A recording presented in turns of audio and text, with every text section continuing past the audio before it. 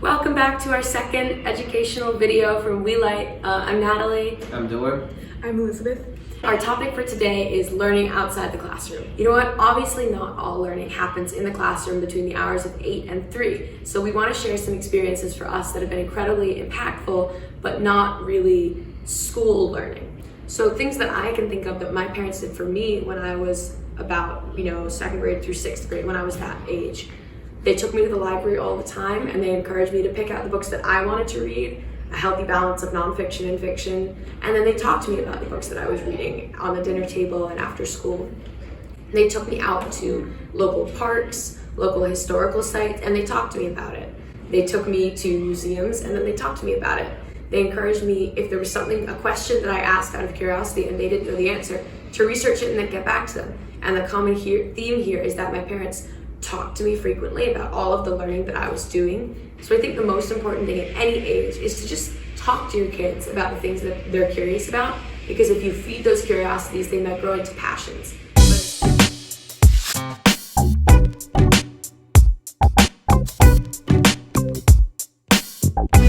I want to give more detail about the museum stuff because I visited a lot of museums when I was young. You can give your kids a very good environment to really visualize the things they learn in the school, so they can see, oh, this is a history, right? I can see the history. That's how the kids can get their interest from their textbook to the real life. They can really feel it, they can really see it. And something else that I don't know if we've touched on yet is just the importance of the outdoors in learning. My parents are both environmentalists, so I spent a lot of time outdoors growing up. State parks, natural areas around New Jersey, in the north, in the south, everything in between. And learning about the natural history of my state has made me feel a lot more connected to it, and also shown up in all of the other things that I learn in class, like history and chemistry, biology. It all ties into what I've learned about my state from being outside in it.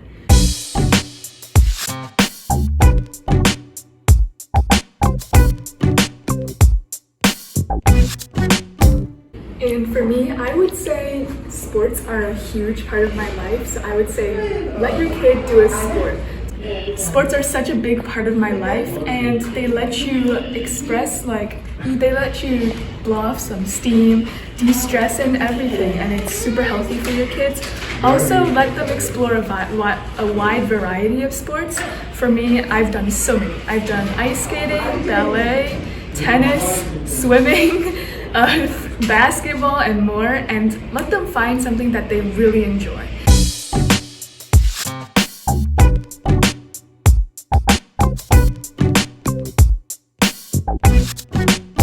I'm a percussionist, so I play drums and marimba since I was in third grade in elementary school. One thing is really important is you want to always hold the, that word is called enthusiasm, right? Enthusiasm all the time. You want to keep it.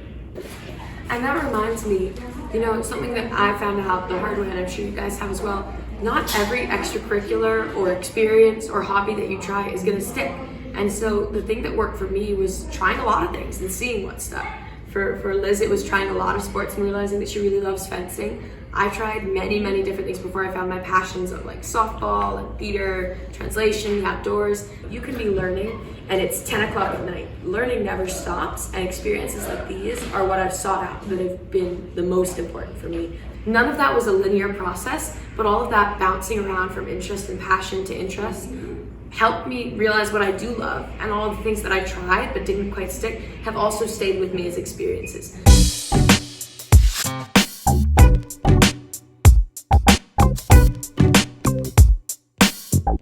So I think as parents, don't be afraid if your kid loses interest in something and goes to something else. Just listen and let them follow that process within reason, because all of that is going to help them, and they're going to be very grateful to you for feeding that process instead of trying to direct it in one straight line.